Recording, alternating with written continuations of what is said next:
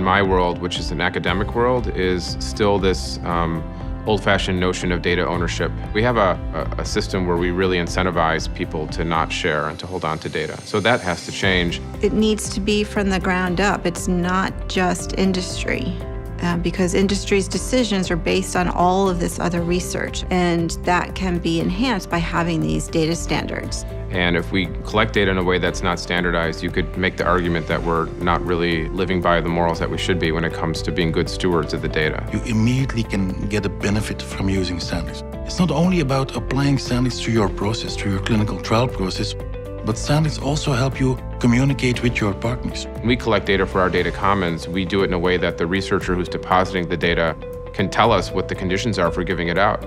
And if we have a standard way of recording that as metadata, we can then reassure the investigator that, hey, give us the data so we can hold on to it and perhaps use it in an aggregated form, but we won't give it out unless you want us to.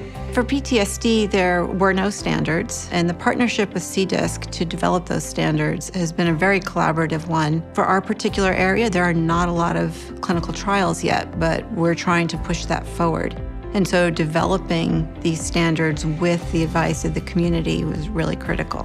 Eventually, when all of us speak the CDISC language, it makes basically talking to each other much easier. Can you imagine the power of collecting all these data together so that you could predict flares in people with Crohn's disease or migraines or gluten sensitivity or early stage cancer? I mean, there's no limit to what we can do if we collect the right kinds of data.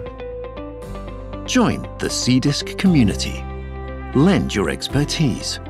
Implement standards for more meaningful research. CDISC, clear data, clear impact.